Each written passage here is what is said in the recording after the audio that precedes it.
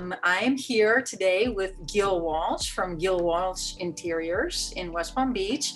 I'm Daphne Nicolopoulos. I am the editorial director for Florida Design, and I'm thrilled to be here today for this segment of FD Conversations, where Gil and I are going to be talking about design trends for 2021. And some very exciting things happening in 2021. I've had a chance to chat with Gil a little bit before joining this meeting, and I believe we're going to have some really great input today. First of all, Gil, tell me, the pandemic, I believe, has brought a lot of things into sharp focus, but how we live at home is certainly one of them, since all of us have sort of retreated to the home in these unprecedented times. Tell me, how do you think, these crazy circumstances that we're living under have influenced design and the trends we'll be talking about today? Yes, well, I can certainly speak to that, and I can certainly speak to the interior design community, because I would imagine people's phones are ringing off the hook, because so many people are at home looking at their environment saying, I've got to change, I've got to add. We've had that at Gil Walsh Interiors. And I think one of the biggest changes that we're going to see are the layout of the homes. People need private spaces now. They need to have areas for the children to do their homework and Zoom with their schools when they need to do that. The parents are working from home now. We need entertaining spaces that are segregated. We also need now, believe it or not, more spaces for our, home training. And there's so much going on in the technology world for home training with these mirrors that can go up on the wall, just like the Peloton bikes. So we're getting a lot of calls for that right now. And I think that's one of the biggest changes, other than areas for entertaining outside. Screen porches are very important now, so people can be outside in inclement weather. And then areas within your outside can be dedicated to spaces used for socializing, eating, dining, sports, reading, private areas, whatever it is you want to do. So those are the big changes I see. Absolutely. I think people have definitely embraced home living in a way like they had never done before, and also it seems like people's philosophy is changing about how they live and the spaces in which they live. And I think that leads up to the first trend we're going to be discussing, which is the movement to biophilic environments. So I wanted to ask you, can you explain what biophilic means in regards to the home? And then you can tell us about a few ways in which you're incorporating it into your designs. Believe it or not, biophilic goes back ancient days. I mean, everybody has always lived with nature, and that's bringing the nature from outside into your home. And how do we do that? Well, I've done that in my 40 years of practice. I grew up in the country, and I learned design by being outside. I learned about colors, and I learned about bringing flora and fauna colors into the home, because they're beautiful colors and they're happy colors. We learned about how do we handle sight views from our homes, where our rooms are placed. It's not only the color scheme of the room, but what are you seeing? And at night, what do you see? How do you light your yard to bring that beautiful exterior in your home? The artwork in your home, many people love landscapes, they love florals, and then they love the abstract of the color. So again, all of that is biophilic. It's bringing in the natural of our life that we so desperately need for our well-being, our health, our happiness. And as I said, this is something that's been going on for years. And I have been practicing it in our firm for many, many years. It's key. We like to see where the house is set. Oh, no, absolutely. I think people want to feel that connection to nature, and probably now more than ever, we've become so much more aware of our natural world, and it just seems like the collective aesthetic, if you will, is going in this direction. I've noticed a lot of retail brands like Serena and Lily, for example, just seem to be embracing that philosophy. So do you see this movement sort of trending in a mass direction? Yes, I definitely do. I mean, I think all retailers are out there now saying, what can we do to make our environment pleasing? So you see natural fabric textures and organic fabrics, you see natural woods, you see bamboo. Uh, that's all nature. And interesting, and a little bit of a side, when I was practicing with a large architectural firm in the Northeast, we had a practice of we worked with a hospital, and it was a hospital for young children, and they're very, very frightened in hospitals. So we interviewed everybody. And we said, what do you see this hospital being for a young child coming in? And through this process, we learned that the environment is what was most important. And we interviewed janitors all the way to the CEO, to the doctors, to the nurses. And this hospital ended up being a hospital built around butterflies. That's nature. Mm-hmm. And these children were no longer afraid to come to a hospital because we used the color of nature on the buildings. We had natural butterflies and insects and animals on the ceilings that they could look at. So nature is so important in our lives in bringing us peace that allows us to heal and be happy. Exactly. Absolutely. Another trend that I think you pointed out earlier, sort of a greater movement toward technology. I mean, obviously technology is a big part of our lives. Smart homes are not new, but since the onset of COVID, technology has become more front and center than before, which can be daunting, but it can also be very exciting because it opens up so many possibilities. So now smart homes, I guess, are evolving. They're becoming, better, faster, I guess you could say. Tell me how you see that evolution happening in 2021 and beyond. Oh my gosh, it's something we study daily in interior design because it's a fast moving field. And, it started with, our cell phones, and then our cell phones then are now manipulating and controlling our houses. Then Alexa comes in. She knows our whole life. We can just call Alexa and she knows what we eat. She knows where to order. She just makes life easier for us. And then we have our refrigerators that have sensors in them and cameras. So we know if our food goes bad, we know how to handle it. We have lights that are controlled. We have blinds, like the blinds in my office are controlled by remote control. So I don't have to, I hope I don't become fat by sitting in my chair and just using push buttons from my phone. But then again, we have the mirror device where we can go into our exercise room and turn on a mirror. And there we have some guru teaching us how to do sit-ups. It's terrific. It's actually rather fun, I think. And then we can talk to our sweeper who's, cleaning the floors for us. So it's advancing quickly. And every day there's something else I learn about technology and what it can do. And robots. Robots are actually, there's robotic furniture that you push a button and a table will convert to a bed. Yeah. So there's just so much of this happening. I think that's it's exciting, and it makes our lives easier. So tell me about some specific examples. I mean, you mentioned, with a robot that sort of becomes a bed at the push of a button, things like that. And maybe some things that the people who are watching today might not realize are available, or they're becoming available. Maybe we can start with the kitchen and then just kind of work our way through some of the. Well, the kitchen is easy. The kitchen is, we have a refrigerator, as I mentioned, and there are sensors and cameras in the kitchen within your kitchen refrigerator that will tell you on your iPhone, what is happening within your refrigerator.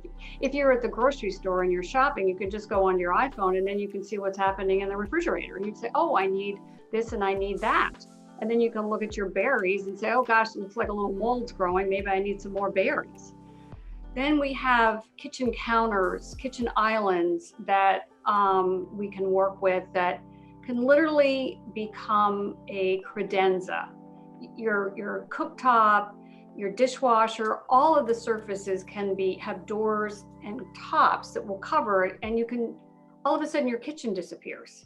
And so if you're in your family room and you're entertaining and the family room has the kitchen right there, everything can be shut down and it'll look like a enclosed break frying unit. So those are big things that I've noticed in the kitchen world that can make our lives pretty easy. Um, Bathrooms are the same and way. bathrooms, I was talking to one of my designers the other day about bathrooms. Now you can push buttons and you can have aroma scents, spa scents, for healing. I mean, there are lots of things that can be done with toilets, I guess, but I can't even go there on that one. But, and then you can have thermostatic controls in your shower that you can push the button before you step in the shower and you've got the right temperature. It just goes on. And the mirrors, the beautiful mirrors that are happening with the TVs. All of a sudden you push a button and you can watch television while you're, brushing your teeth, but it disappears. Gosh, Yeah, it's just no, a lot. it's pretty endless, Yeah, absolutely. it is absolutely endless. If you say, I think I'd like to do this, there will be technology that can make this happen. For sure. And Mhm. now, like we were mentioning earlier, it just seems to be so fast moving because people are sort of focusing on this aspect of it, for, not only to make life easier, but to also make life safer. And you probably have a good indication of things that are coming down the pike that maybe none of us know about. Tell me where AI, artificial intelligence for the home, is headed. Gosh, now that's an interesting question. I'm not sure I can really answer that because every day there is a new program. I mean, we could talk about artificial intelligence just even for the cars. I mean, that is just huge what's going on. So as fast moving as cars, it's got to be happening in our houses. But I'm not really sure I can answer that because it's so fast moving. And so I wonder, for example, about the Internet of Things, as that becomes more and more widely available, it just seems like everything's going to be interconnected and, everything's going to be talking to each other and to Yeah, you. actually, we won't Yeah, be talking to one another. Our iPhones will be talking to all of our devices, and we just won't. We'll soon learn we won't know how to talk after a while. exactly. The devices will be like, I got this. I got this, right? Leave me alone.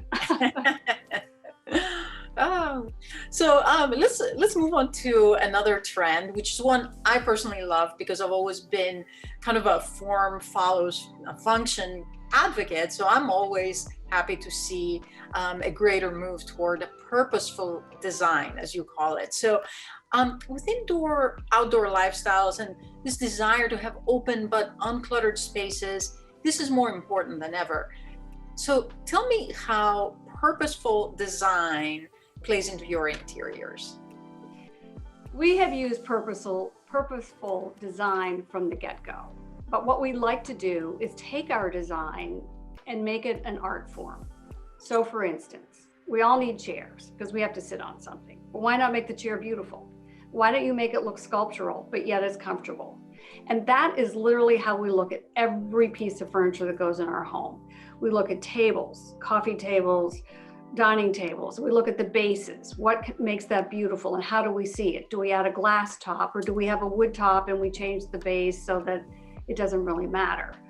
How do you have a sofa done, whether it's contemporary or traditional? What's the profile when you come into a room? What's that arm detail going to look like so that it's special looking? We look at all of that when we look at a room. Now, we can also look at that in a biophilic way and an airy way. Like we could talk about the late Billy Baldwin. He had beautiful chintz fabrics that he used in these very traditional room settings. But yet he would fill in with very simple Parsons style tables. And he did this so that A, it was airy, B, it was functional. Everybody needs a table to put a glass on.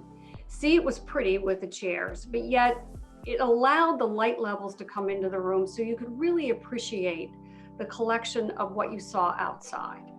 So all of this, it goes again way back to the early days of design when you really think of a space. Architects build beautiful buildings. And if you have a beautiful setting, you really don't need furniture, but we do need furniture because we're people and we have to sit on something and we have to use a table. So therefore it has to be functional. So therefore you need to make it as beautiful and artistic as the interior background that was provided by that wonderful architect. Yeah, no, absolutely. I think that's 100% accurate, and I've seen that in your designs. That especially some of the projects we've published in Florida Design, which, by the way, the photo behind me is from a Gil Walsh project down at Key Largo, and I always marvel at how your design demonstrates this. Um, Maybe you can give us a little bit of an example as we're talking about purposeful design of specific pieces that maybe are those sort of hard working pieces that are beautiful, sculptural and so on and artistic, but they also serve kind of a purpose, or maybe do double duty, or like we mentioned before, something that is convertible and whatnot. Are there some specific pieces you want to share? Well, when you get into the custom design furniture, we can talk about, and we have small spaces or we have multi-use spaces, you really need to think about, okay, here is a desk, but how do we make this a dining room table? And how do we flip it up so that we can have just a room that's open? So when you look at rooms, you have to look at the function of the room and what your scope is. What are you trying to achieve? And each room is individual. We're not really into gadgets at Gil Walsh Interiors. Our function is pure function, and how do we make the room work? So for me to talk about the pieces that do that, I would say that it's basically tables converting to desks, and chairs converting to, or ottomans converting to chairs maybe, and vice versa. They're all functional, but they have to be beautiful, and in some cases convertible. Right, exactly. So that's wonderful. And you have several other trends you I think have identified for 2021. We probably don't have time to cover all of them today, but I think we do have time for maybe one more. So I thought we could discuss color palettes I for love color. 2021. Absolutely, I know you do, and you handle it so well. Tell me, in terms of color, what do you see in the horizon for the home?